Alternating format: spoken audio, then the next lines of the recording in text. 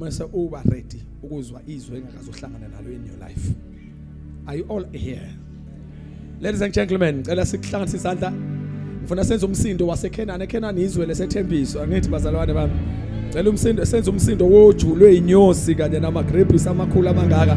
Kubona ngathi abantu abahappy laba kubona ama-Egyptians la ama-Canaanites. Come on, let's worship the Lord and welcome the Bishop PM Tennis.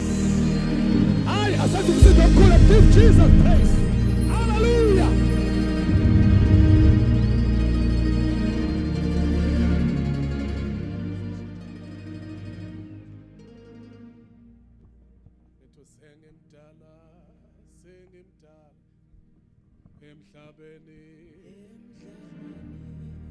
Amalanga ami, amalanga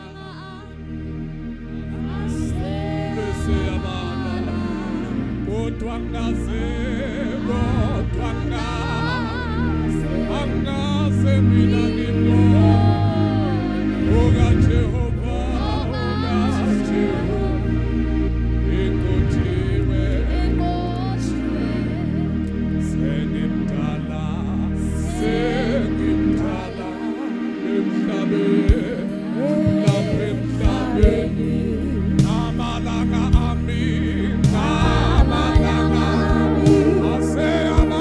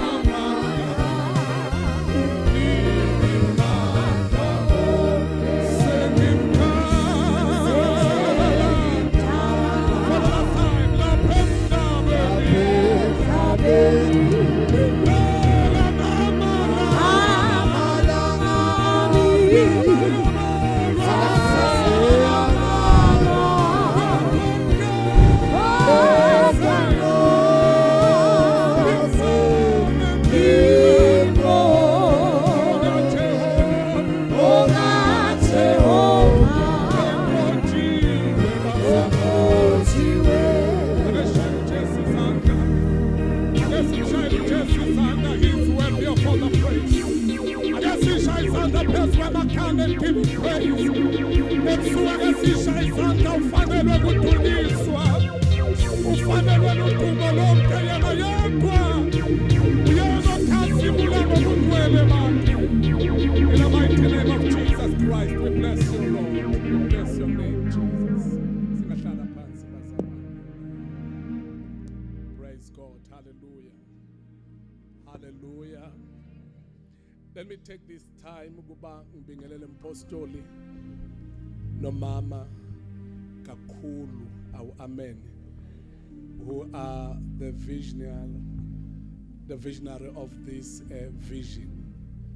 uNkulunkulu abathembile ngawo umbono webandla outreach nawo onke ama programs uNkulunkulu amsebenzisa kuona umpostoli kakhulu. Benomama siyathobeka kakhulu, siyabingelela umpostoli egameni lika Jesu ebusuku namhlanje. Hallelujah. Umpostoli ke uyalwazi udaba ukuthi silwa vele impe yodwa, hayi ngcono mina sengithi angicizelele kulokade kusho ukuthi mina ongcono kuyibhizi umpostoli akuyona. Sengicabanga ukuthi yena ubhizi njalo usuku nosuku. Mangithi ngiyabheka nje hayi alukho usuku lokuphumula. Siyabonga kodwa umpostoli ukuba konke ukusebenzela uNkulunkulu kunomqhele esiyawamukela masifika phambi kwakhe. Ukuyiqinisa ukuthi siyawamukela ngalokho kusebenza sikusebenze noma singawamukelanga la kodwa siyawamukela ngale egameni lika Jesu. Hallelujah. Hallelujah. Bonke abefundisi abangaphansi kombono uNkulunkulu awubeka umpostoli abazile kuzosekela umbono. Bonke ngicela ungamention 5-fold ministry yonke khona befundisi aba-attended njengoba umpostoli asebathulile. Ngicela ungabe ngisangena, ngifila tempted nami ukuthi mangimela phambi ngiyabona ukuthi engathi ngiba nesimo sokuba tempted, kodwa ngicela ungalingeki sokubabingelela ngoba ngizosuke ngihluleke bekhona engababingeleli. Omama obaba zintombi nezinsizwa team yemvuselelo yonke bonke abangcwele ebusuku namhlanje eKenani Elisha, ngicela umxhalo seduza wathi makhelwane Bishop uthi sawubona bingeleleka. Mthetho uBishop uthi sawubona bingeleleka ngempela egameni lika Jesu. Hallelujah. Hallelujah. Hallelujah. Ngihamba nobaba umlife oyidiakon lapha nebandleni eDurban branch kunye noChawe egameni lika Jesu. Amen. Ukuba khona la imvuselelweni. Ngicela sibuke iscripture singene kukho lokhu esikubizelwe namhlanje. Amen. Ake ngibone izandla zabazalwane abasindisiwe nje abathi sesamthola uJesu ziye phezulu izandla. Abathina sesafumana yena uJesu. Amen. Hallelujah. Siyabonga kakhulu. God bless you in Jesus name. Amen. Incwadi ka 1 Samuel chapter number 9. 1 Samuel chapter number 9. We are reading from verse number 1 to 3. 1 Samuel chapter number 9, and we are reading from verse number 1 to 3. Kufunda kanje egameni lika Jesu. Amen. 1 Samuel 9 verse 1. Kwakukhona umuntu wakwaBenjamini ogama lakhe lalinguKhishi, indodana kaAbiyeli kaSerori kaBekhorari kaAfiya, indodana yakwaBenjamini, iqhawe linamandla. Wayenendodana egama layo linguSawuli, insizwa enhle. Kwakungekho umuntu omuhle kunaye phakathi kwabantwana bakaIsrayeli. Kusukela emahlombe akhe kuya phezulu wayemude kunabo bonke abantu. Izimbongolo zikaKhishi uyise kaSawuli zalahleka. UKhishi wathi kuSawuli indodana yakhe, "Thatha enye yezinceku usuke uye kufuna izimbongolo." Ake sivala amehlo. Ebusuku uNkulunkulu izwi lakho liphefumulelwe nguwena. Futhi liphilile lingamandla. Baba wethu onamandla onke khuluma ngale ebusuku thina siyathobeka. Wena uNkulunkulu ngenze ngibe umlomo nje wokwendlulisa iphimbo lakho kubantu bakho. Makube njalo Nkosi ebusuku ngiyakholelwa ukuthi ukwenza kwakhe akufani nokwenza kwethu. Ingakhathi obhalayo imicabango yakhe ayifani neyethu imicabango. Athi nokusebenza kwakho futhi akufani nokwethu. Ingakhona namhlanje sikholelwa ukuthi wena uNkulunkulu khona ozokwenza ebusuku namhlanje. Makube njalo moya ingcwele kuba igama lakho lidunyiswe futhi libatshazwe. Let everyone shout amen. La esifunda khona mpostoli sifunda incwadi ka Samuel, little bit down, that is Samuel, oh amen, praise God, hallelujah, keep it little bit down, oh amen, praise God. Kusali microphone nje tuba phezulu, keep it kube yona baphansi kancane. La sifunda khona sifunda incwadi ka Samuel chapter number 9. Go verse number 1 to 3. And le ncwadi sifundayo umlando uthi abantwana baka Israel bese behamba isikhathi eside bengenayo inkosi. Isikhathi bese sesiside kakhulu bengenayo inkosi. Kodwa zikhona indlela zokuphila ababekade bezakhela uNkulunkulu. But inkosi bebengasenayo isikhathi sesiside. Bethatha lezo indlela uNkulunkulu azakhile ukuthi bakwazi ukuqhubeka nejourney. Somebody shout amen. Now, and iBhayibheli lithi kwakhona uKhishi ongwa Benjamin. And kuthiwa uKhishi wayekade enendodana ngokweBhayibheli angazi umuntu wesilisa ukuthi muhle yini. Kodwa nanti iBhayibheli lithi ke yayinhle lensizwa le uSaul. Oh amen kanti ushona apha la ekhaya. Twa wayemuhle bambala ukuthi wayemude babala zonke izinto ama-features ayenawo. Amen uSaul. And ngesikhathi bekusho konke bonke babala ngempela bathi akekho umuntu owayemuhle njengaye. Angiyazi into yomuntu wesilisa okuthiwa muhle emhlabeni. Ukuthi into enjani. Somebody shout amen. But ke besazi ukuthi thina umuntu wesilisa muhle ngenkomo zakhe la kwaZulu. Kodwa iBhayibheli aninandaba nankomo lezo. Liqhamuka nje livele lithi wayemuhle. Engekho fana naye. Amen. Angazi umuntu wesilisa ukuthi waba muhle kanje. Awumbuze lo seduze ukuthi asazi ukuthi ikhona into enjalo. Amen. Kodwa iBhayibheli selikushilo asikwazi ukuphikisa. Ngoba iBhayibheli lishilo lathi wayemuhle. uSaul. Somebody shout amen. Now, iBhayibheli bese liveza ukuthi ke abantwana baka Israel bahluleka ukuhamba without a king. Then maselithi iBhayibheli kwasuka kubo ukuba bayicelela inkosi. Bathi bafuna inkosi ngoba bebona abanye bezizwe benamakhosi akhothanyelwayo. Nabo basebefune yabo inkosi, and phakathi kwalabo bezizwa bababukayo babebona nabantu abayizitha zabo benenkosi bahluleka ukuyalwa noma uhamba ngomyalo kaNkulunkulu wabo bakopela kwabezizwe. Kodwa kube kuthiwa kuyashumayeleka bengiyawusho ngithi sometimes asambi ngokwabezizwe. Kodwa samba ngokuthi uNkulunkulu yini asibekele yona phambili. And in that dangerous impostor la ukuthi yibo abafuna inkosi akusiyo uNkulunkulu obafunela inkosi. So inkosi ifunwa yibo hayi uNkulunkulu obafunela inkosi, but bona bayifunela inkosi.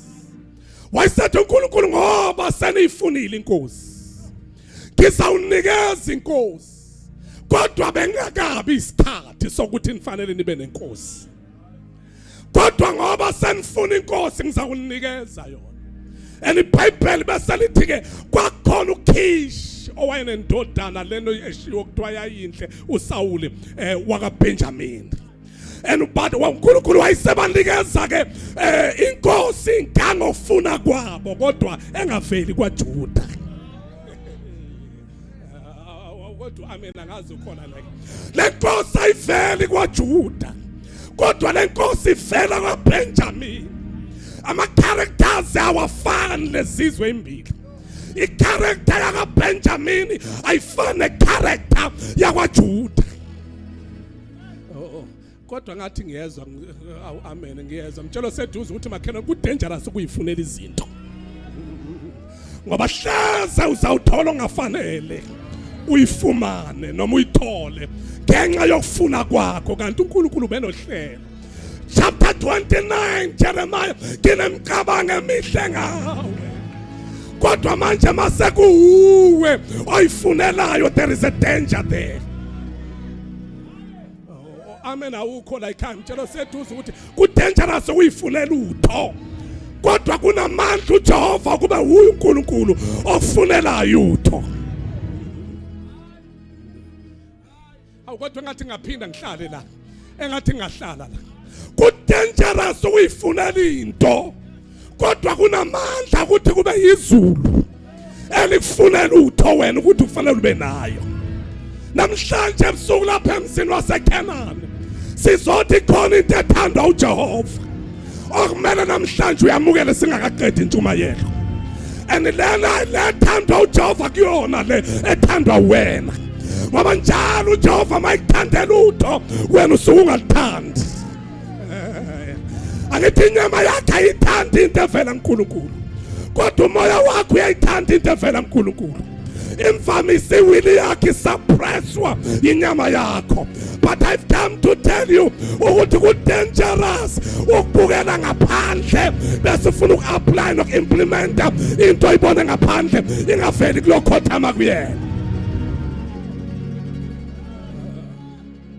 Ku dangerous sengathi ngamtshelo seduze uthi ku dangerous. Mtshelo seduze uthi ku dangerous.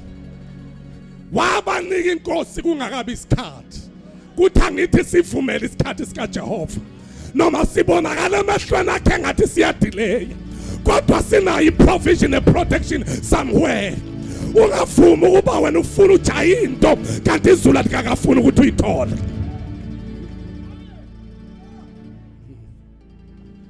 Okamako shataya librosai.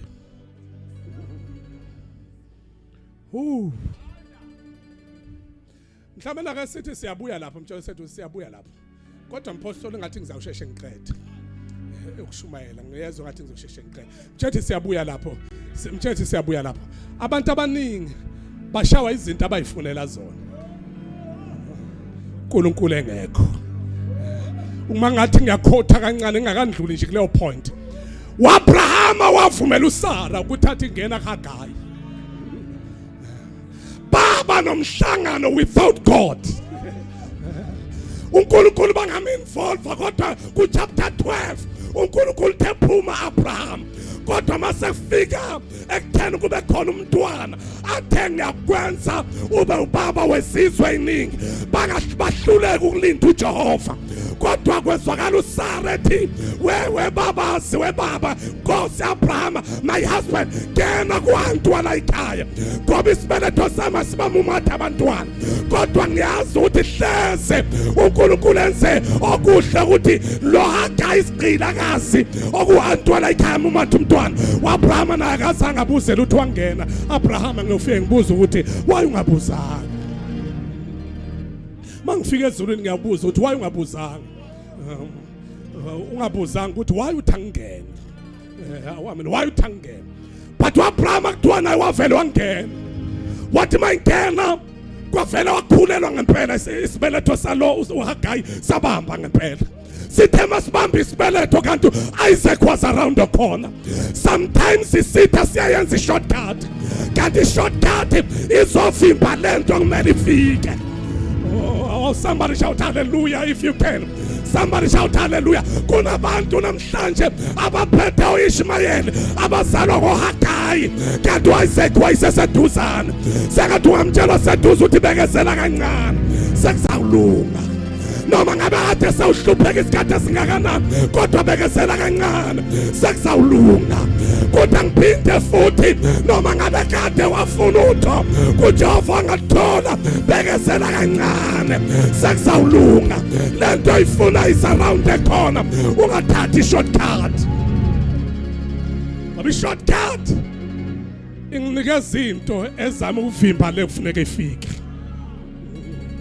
khona umuntu ongizwayo namhlanje ebusuku Joseduze uthi ungayithatha ishortcut makhelwane noma ngabe sekubuhlungu kangakanani ukulinda kodwa bekezela noma uzwa ngathi amandla wasekho kodwa bekezela noma uzwa ngazuthi akusahambeki hlabelela njengephongola wegona uthi even if I get tired along the way Jesus Christ he gives me power to press on qhubeka kuzolunga kodwa ngithi forward ever and backward never izulu liyayazi into ayifunayo futhi nawe uyayazi into ayifunayo nezulu liyayazi into lakwethembisa yona futhi hlala sethembisweni ngoba kusisethembiso uNkulunkulu uyakusiphelelisa at the fullness of time.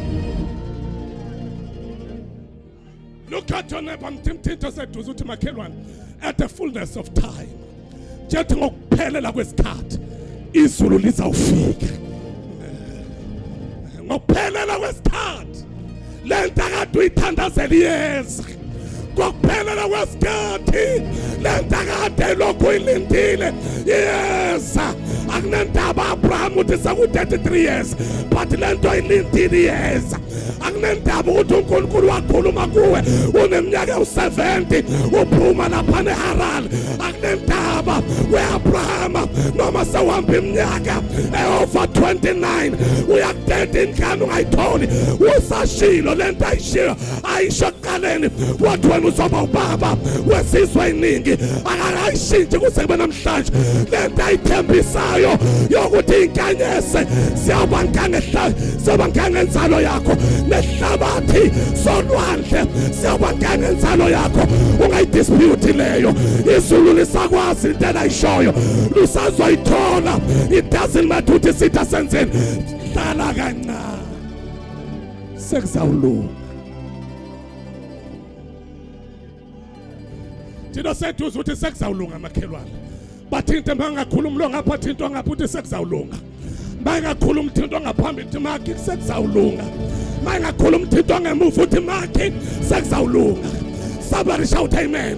Kuyazazi inyembezo oyikhalayo kodwa sekuzawulunga kuyazi ukuthi indlela osuhlale ngayo ulinda impendulo uyitholanga sekuzawulunga ungangeni khakhayi. Isaac is around the corner. Isaac is around the corner. Ingane esethembisa isendleleni. Into eyathenjiswa isendleleni. Bible lithi wakhulelwa uNosara. Wathi esekhulelwe wazala uIsaac. Kwaxabana ingane egcekeni nje bona thangatha isahlala. Wayesekijima. Wayethi baba kusho Sara. Yimo wathi ngena kwesigcilakazi. I've come again. Buyela kusi sigcilakazi uHagayi. Mxoshe yena nengane yakhe. Abraham akabhlungu ngoba iDNA yekuIshmael ingane iDNA yakhe. Wakhala wenyembezi. Abraham waqonda kuNkulunkulu. Baba nangu umkami uSara ethi angixoshi igazi lami.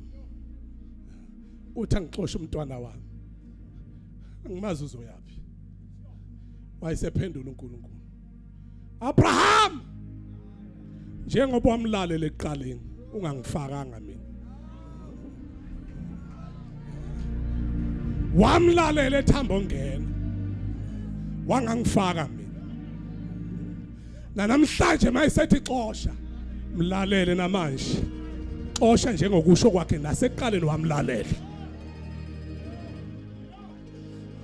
Hlala kancane sekuzawulunga. Thina seduze uthi hlala kancane sekuzawulunga ngoba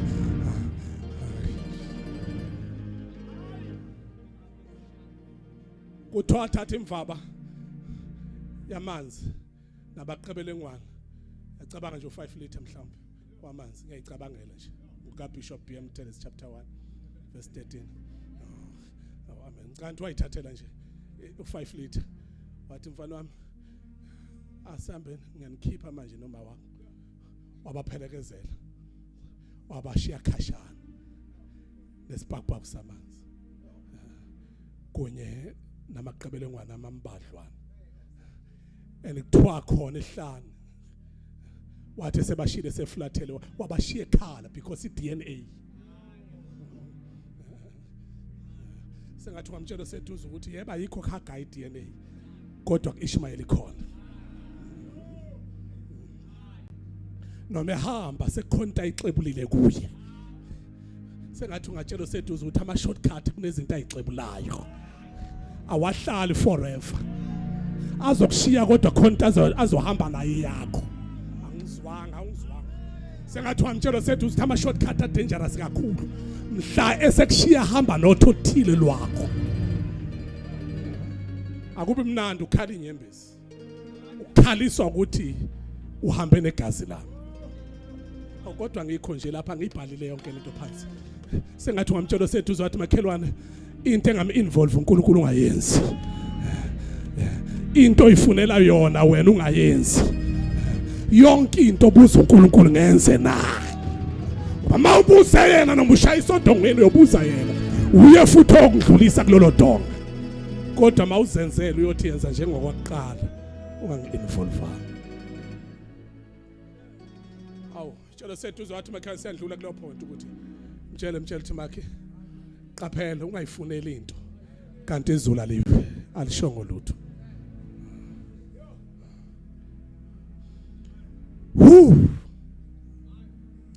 let me come to this uma kuba namavesi ambalo nje sifundile asifundanga amavesi amaningi angikho la 10 uyimbongolo kwahanjwa kwenzwapi mina ngizetendeni mina ngizange ebandleni ngizokhuluma nawe mina ngizile ebandleni ngizetendeni kuthiwa kwathi kusenjalo kwalahleka imbongolo ukhishwa erish mawune imbongolo wawucebile awabekha abantu mawune imbongolo wawucebile imbongolo zathi ziligugu wawuthi umuzi uneimbongolo uthi akucetshiwe lapha kwakuyi transport kwakuyilapho gina kwakuyi Ferrari Cayenne Porsche wabekha abantu la ekhaya mtshelo seduze ukuthi kwakuyimonto enzima kabi imbongolo awabekha abantu la ekhaya mtshelo seduze ukuthi makhela ungayithathi kancane ungayithathi njengamanje imbongolo ngalesa sikhathi yayinzima kabi mawuna imbongolo kwakuthiwa kurish kuleli ekhaya baba nembongolo banento enkulu kangaka imbongolo engithiwa mawune imbongolo wawubalwa njengabantu abarish emphakathini noKhishi wabalwa njengomuntu orish kuthiwa lo Khishi lo kwathi kulalo kwalwala imbongolo zikhona kodwa kwasekuseni sengasekho namhlanje ngize nje lapho angizile entweni eningi ngizothi unganciki ezintweni ezilahlekayo awabekha abantu ngizothi mina amehla akha ngahlala ezintweni ezilahlekayo nganje ngiyashumayela nje ngizothi amehla akha ngahlala ezintweni ezilahlekayo abantu banqoma ngeimbongolo kodwa makulalwa kuthiwa kwalalwa imbongolo zikhona kodwa kwathi makusekuseni imbongolo zayingasekho saseyilahlekile kusho ukuthi ngamanye amazwi empilweni ungahlala entweni elahlekayo kodwa uNkulunkulu akawo awusangikhathile ukushumayela mpostoli ungahlala entweni elahlekayo wekhishi uyahlonishwa kodwa manje ukuhlonishwa kwakho kwangathi uhlonishwa ngento elahlekayo uhlonishwa ngento elahlekayo bafethu ngiselapha uzothi eKenani ngizosho into eyodwa ngithi khona into kumele ngiintroduce kuyona engalahleki ungahlala entweni elahlekayo yonke lento namathele kuyo into elahlekayo, yonke lento ekunconywa ngayo into elahlekayo, ubuhlo nabo into elahlekayo, ifako nazo into elahlekayo, amahipso nawo into elahlekayo, kanti yini engalahlekiyo? Kodwa ngishumayelaphi la ekhaya, ngifangelaphi la ekhaya, ngifangelaphi la ekhaya? Awuthinto seduze kwakho uthi makhelwane unganamathele entweni elahlekayo, unganamathele entweni elahlekayo, ungahlala entweni elahlekayo. Namhlanje imbongolo ikhona kodwa kusasa azikho, namhlanje imbongolo ikhona kodwa kusasa azikho. Ungahlala entweni engashintsha noma yinini, ungahlala entweni ephelayo, ungahlala entweni esukayo kuwe. Ahlala unganamathele entweni elahlekayo.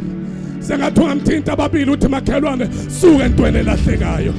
Noma ngabe imali yaphela, noma ngabe imizwa yaphela, sibonile ngeyikhukhula kwasuka ama-mention ahamba.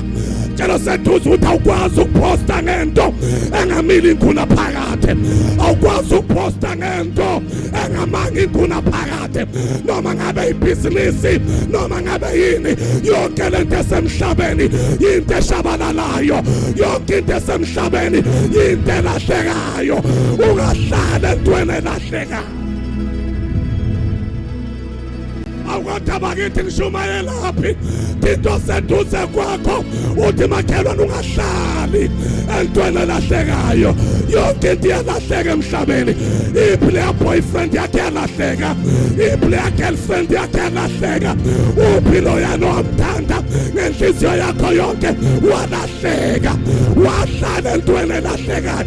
Kodwa namhlanje ngizothi khona into engalahlekiyo, khona into engalahlekayo engasobe yalahleka. Yizwi likaSimakade. Nisheshe nafuna inkosi, nizama ukusuka kini, kodwa ngizonitshengisa ukuthi nifuna izinto ezilahlekayo, kodwa khona ongalahlekiyo yilo elimshiyayo. Awu, awu, awu.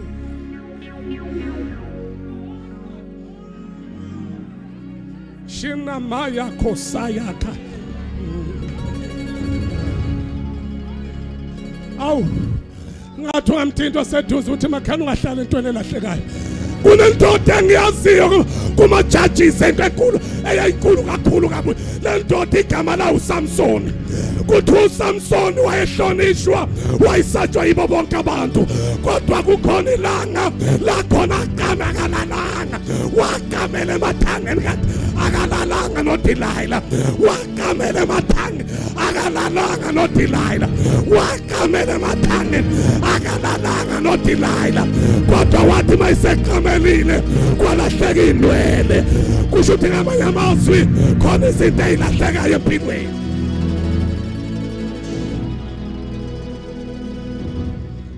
Awuthinto seduze uthi makhani khona ezilahlekayo, khona ezilahlekayo empilweni. Tshela seduze uthi khona ezilahlekayo, tshela seduze uthi khona ezilahlekayo. NoSamson ehlonishwa kodwa waphaphama indwele engasekho. Kusho ukuthi ngamanye amazwi empilweni khona ezilahlekayo, kodwa khona into engizoyintroduce namhlanje.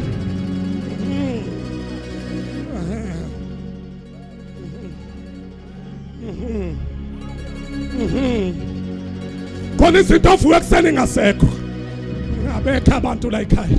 Khona izinto ovuka ekuseni ngasekho, ulale zikhona kodwa mawuvuka ekuseni ngasekho, ulale zikhona kodwa mawuphaphama emathangeni kaDelilah singasekho. But ngangabona uJakobe Genesis chapter 28 elithi iBhayibheli waqamela edwaleni, wathi mayiqamela edwaleni kwavuleka amazulu. Baba abantu emfuselelweni. Kusho ukuthi pasopha ungagijimela izinto eziphelayo, ungagijimela izinto ezilahlekayo, kodwa khona izinto ezinye uma walandela zona. Somebody shout amen.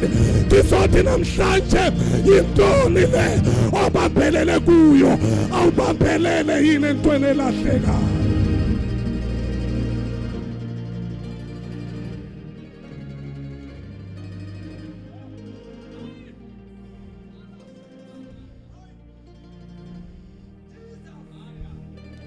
Luke chapter 12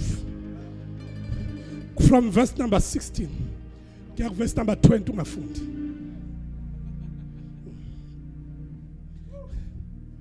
Uthi uJesu is a parable. Kwakhona indoda enamasidi nembewu encebile nayo yonke into. Yashona ensimini. Yathi mayithi yatshala kwatshaleka kwavele kwamila ikhwebu nganhlanu ngabani zabaningi. Yathi yacheck inqolobane athothi inqolobane nazo zincane. Yabuka nesivuno esenaso ukuthi sikhulu kakhulu. Yathi mayithi yabheka inqolobane yathothi inqolobane zincane. Yayisithi ngiyakwenza njani? Wayesathi no, ngiyawubhidliza lezi ezincane bese ngakhe inkulu. Wabhidliza ezincane wakhe inkulu. Kwafika isikhathi sokuvuna. Wavuna wafaka khona. Wayesathi umphefumulo wami sawuyathaba mangibuka. Kusho ukuthi umuntu abokubuka ingcebo uthi awuyimonto Nkosi yami. Awu baba yonke into awu baba. Umuntu ojajuliswa ukubona izinto ngebucebile awu baba kanti akazi ukuthi ubuka izinto ezilahlekayo. Awabekho abantu la ekhaya. Sengathi ngamthindo seduze ukuthi makhelwane ungalinamathele intweni ezilahlekayo. Manamathele intweni ezilahlekayo.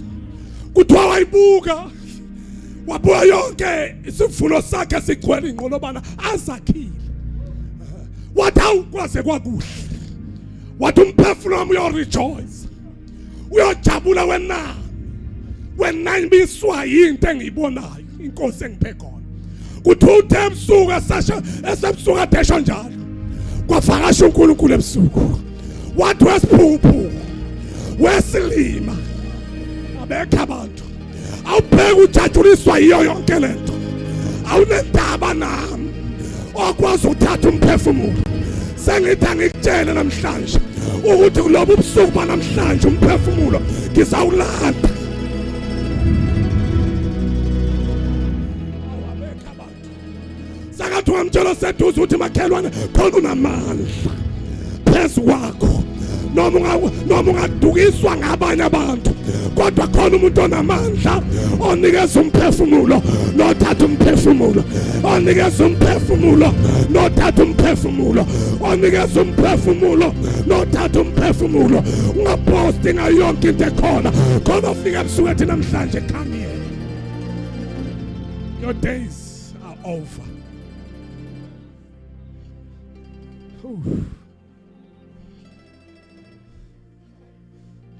David ngifundise ukubala insuku zami.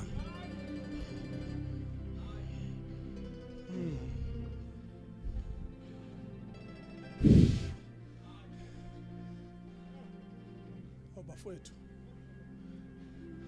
Ngakhuluma kuwe. Usenenhlahla. Kodwa wena wathi hayi. Wanqaba. Waprospone. Lento yokuprospona kuwe idangerous kakhulu ngoba isho ukuthi wena uthemba into eziphelayo. Namhlanje ngathi ungaphuma kule mvuselelo sewazi ukuthi khona ongapheliyo. Kakwendlula izulu nomhlaba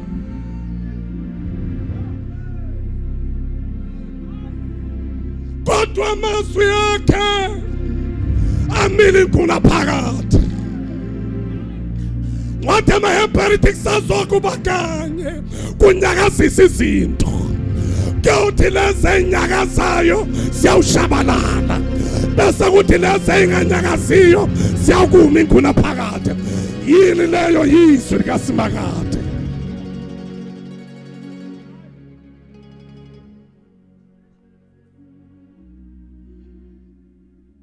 Lapha ensimini yase-Eden kwakhona umuthi okwazi okuhle nokubi. Inyoka ke mfethu yaboleka umzimba, uSathane waboleka umzimba wenyoka. Waya kuEva. Wathi kuEva, ngempela uNkulunkulu ushilo yini ukuthi njalo makuzotwist iqiniso kufikwa ngento ethi ngempela. Ungasanyakazi umuntu, ungasanyakazi umuntu.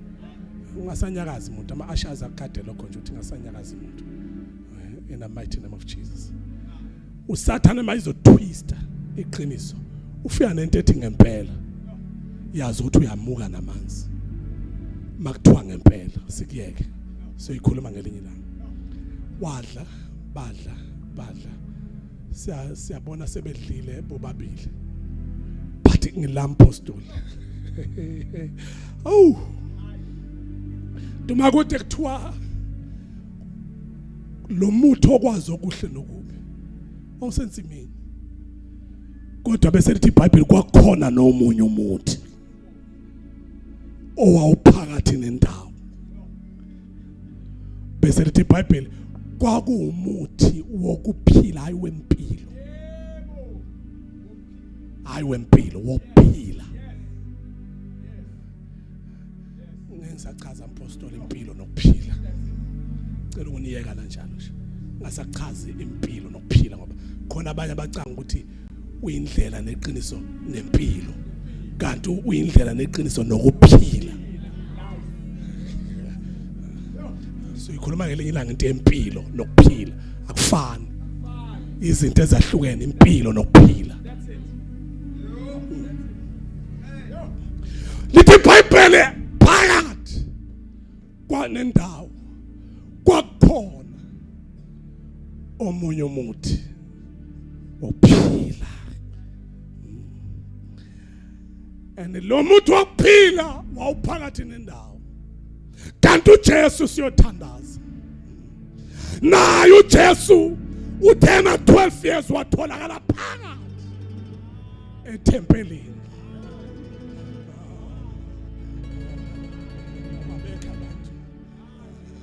sengathi ngamthindo sethu uthi uyothandaza ke lo baba manje mthindo sethu uthi uyothandaza ngempela lo baba namhlanje ngizothi unganamathela entweni eyiphelayo unganamathela entweni eyilahlekayo kodwa khona phakathi engicela ukuyintroduce siyovala namhlanje ukuthi le phakathi balahlekelana nokudlo phakathi ensimini yaseyidini bageja ngisoyikhuluma ngelinye ilanga ukuthi bageja kanjani kodwa bageja ukudla kophakathi umuntu ophila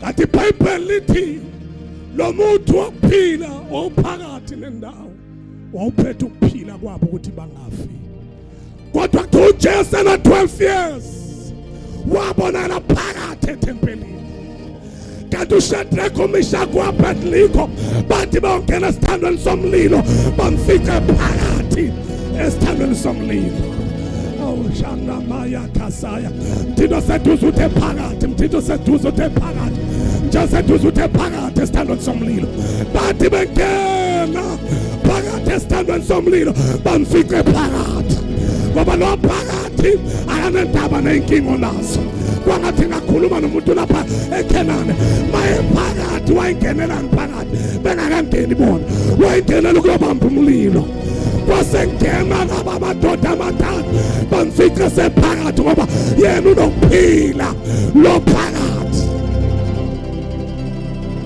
unokuphila lo phakathi unokuphila lo phakathi bangena beboshiwe kodwa mase bephakathi bahamba ngoba bahlangene nongene phakathi bengakangeni phakathi bekabantu bathi bathi babhekana bathothi intamba isekhe esandleni bathi babhekana wathi uShadrach weMeshach engathi inwele isekhona enhloko wathi mayithi uyabheka hey weAbednego engathi impahla usayimbethe bathi babhekana bathi ngathi ayikho lutho kuwena esukile kanti kwenzakalani khona ongenile waphakathi wokuphila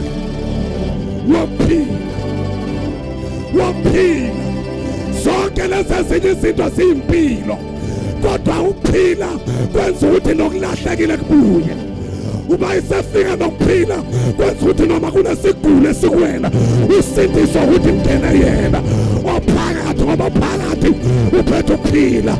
Imbongolo ingalahleka kodwa phakathi uyakwazi ukuyisa okulahlekileyo, uyakwazi ukuyisa okudliwa isikhonyana, uyakwazi ukuyisa umntshontsho isitha, uyakwazi ukuyisa isitha esakususayo ekhaya kimi, uyakwazi ukuyisela igama lomuntu akade engasenagama.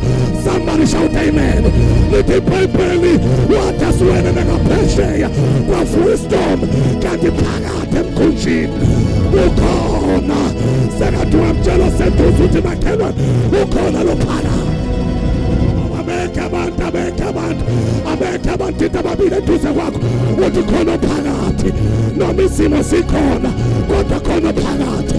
Noma ngoba uhlangabezana nani khona phakathi.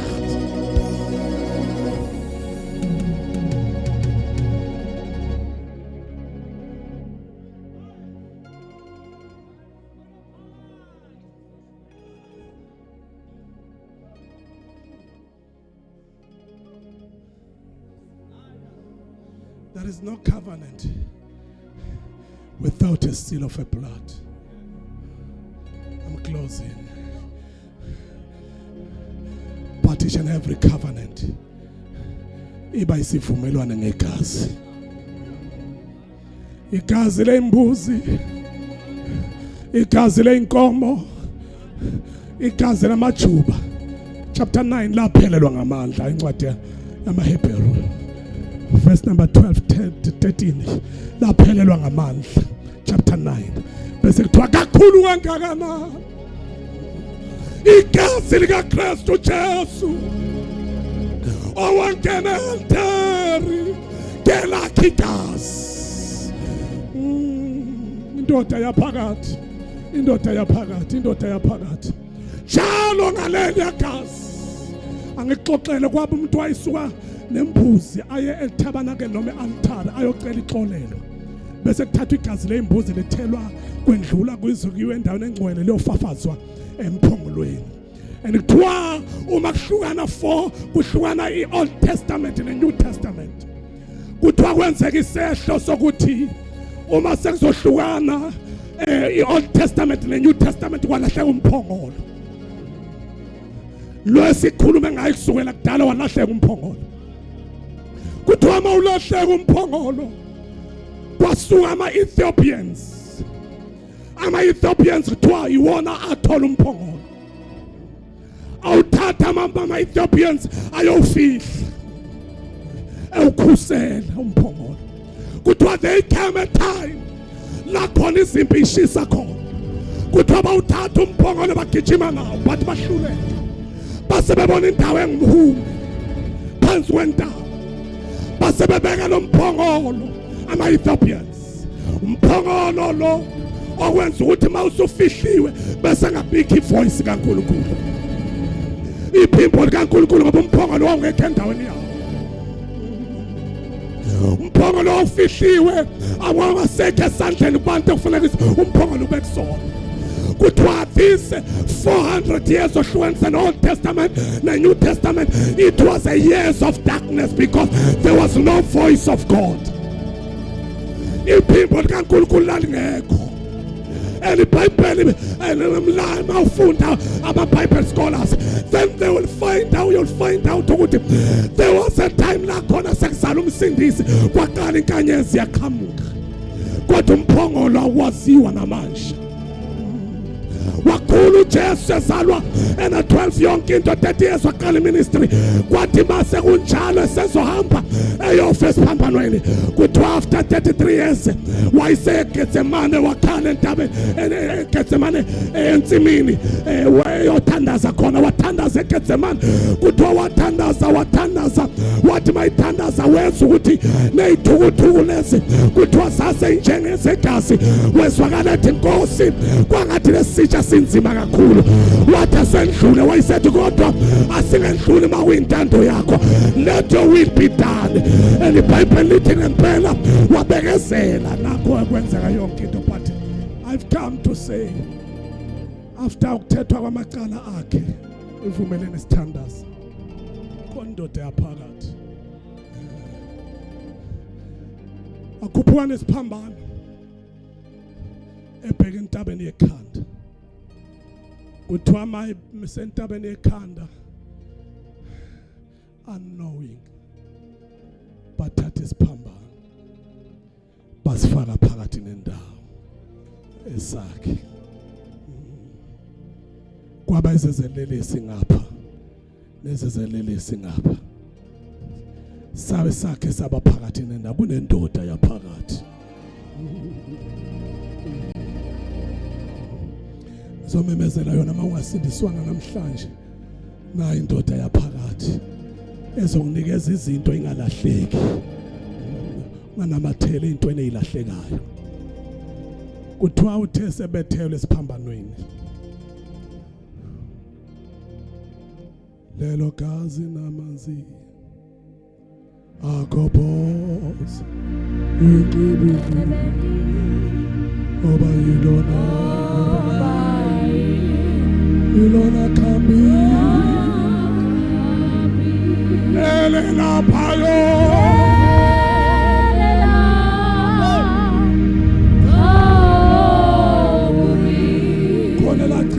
Hamba egceni kaPilato khona la chitheka livula indlela ekhuphuka ebheke entabeni yekhanda, kanti le ntaba yekhanda abheke kulona leligazi elichithekayo kwavalwa indlela ebuyele eEdeni.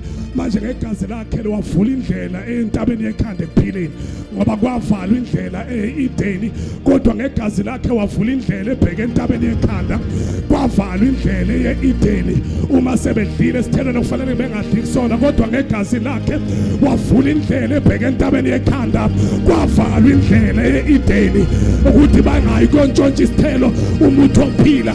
Baba bavalwa kwamayikerubi nenkemba esangweni, kodwa uJesu yena wavula indlela ngegazi lakhe ebheke entabeni yekhanda kwavalwa ebheke eEdeni indlela kwavalwa ukuthi ngasondela umuntu eEdeni, kodwa kwegazi lakhe wavula lahamba likhophoza lihamba lichitheka kanti selivula indlela ebheke entabeni yekhanda. Awulithi iBhayibheli ngesikhathi esephezulu bambethela kwesiphakathi nendawo isiphambano lapho saphakama ngizomemezela ukuthi khona indoda yaphakathi. Saphakama isiphambano kuthiwa kwakunesotsha elalikhona emabuthweni kulaba babemshaya bembethela laselithi maselimbheka lathi ngempela kuphelile ngaye, kodwa I want to make sure ukuthi kuphele ngempela na. Lathatha imkhonto lagibela amastepisi lashona ohlangothini lafika ohlangothini lagwaza ohlangothini kadakazi ukuthi lolu hlangothini iprofeta uGenesis chapter number 15 elithi iBhayibheli uAbraham wathatha izilwane eneminyaka emithathu waphinda wathatha zonke lezi zilwane imbuzi inqama nakho konke ku3 wayesephatha ihophe nejuba waphakama entabeni yekhanda. Mina phakama entabeni Abraham ya-appointment noJehova wathi uNkulunkulu Abrahama uyothatha lezi zilwane eneminyaka emithathu uyoyihlahlela phezulu, uyihlahlela ohlangothini, uhlangothi libhekane nohlangothi. Ishumayela ngedwa kulungile, uhlangothi lubhekane nohlangothi. Wayesethi-ke mawusuphezulu uyoyihlahlela zonke, kodwa ngeke uhlahlele, ngeke ulibulale ijuba nehophe. Ijuba nehophe limeleleni uthi uyongidizisa after everything. Uyijuba limelele umoya ingcwele, okusho ukuthi uJesu kumele afe, kodwa umoya ingcwele akafi. Kodwa uJesu kumele afe, umoya ingcwele akafi. Ku-chapter 15 lento enziwa uAbrahama wayekade ehamba ekhuphuka entabeni kadakazi ukuthi ukhuphuka intaba yekhanda, ukhuphuka intaba yekhanda. uJesu lohlakaza ohlangothini kuyozalwa ibandla. Abekho abantu namhlanje lapha ekhemela ngeke akasibambe mathematics kancane sithandaza. Ayisibambe mathematics sithandaza imposto. Inyaka chapter 15 ufunde ekhaya. Genesis uprofeta ukufa kukaJesu, bethelwa kukaJesu. Inyaka emithathu ziwu3 ilwana. Inyaka emithathu 3 times 3. Khulumani phela. 9 times 3. Khulumani phela. Bakhulumani. 27 plus God the Father, God the Son, God the Holy Spirit. 30 years.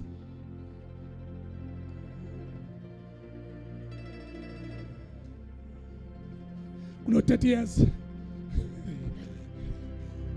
wahlala nabafundi iminyaka emingaki ekhulumani iminyaka emithathu 33 years wafena ngako uJesu ena 33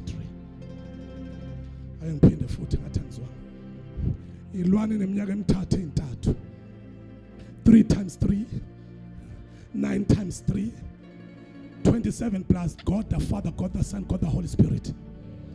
Iminyaka ehlale nabafundi how many years uJesu ufena ngake zihlahlelwa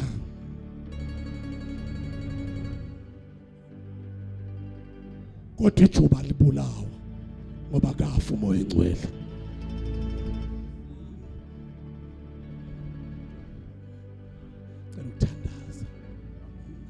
Cela ukuthandaza abazange ukuthi uJesu mabe mhlahlela la kuphela lesivumelwano lazalwa ibandla kodwa kuthiwa igazi elaphuma la aye ezandleni ngesikhathi emgwaza uhlangothi ngesikhathi emgwaza ohlangothini iconsi legazi laphumayo lahlangana nesotsha kanti likhuphuka alinali ihla uthi lalikho alikho sidali but igazi lika Jesu lafike lakhanda ihlo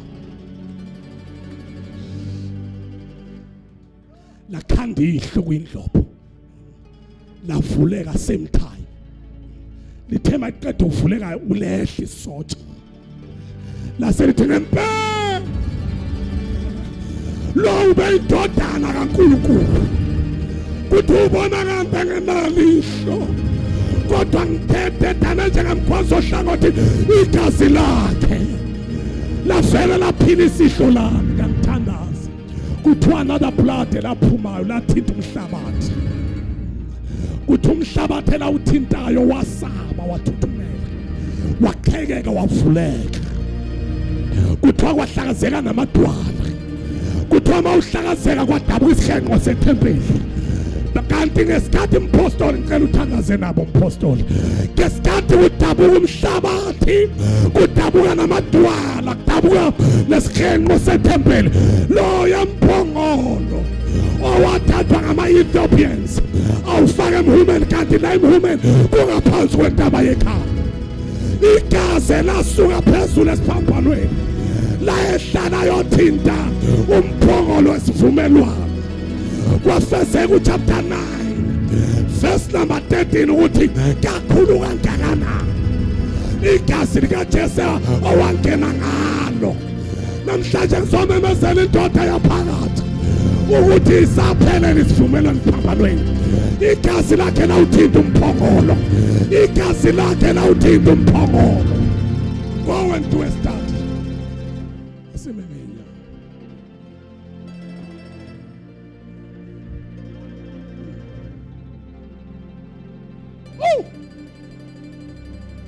koni indoda yafela amacala akho koni indoda eyahlenga ukuphila kwakho sivala amehlo cela ukubiza abantu abathi ngiyasuka entweni ezilahlekayo nezisukayo kodwa ngiyonamathela endodeni yaphakathi ebuyisela okulahlekileyo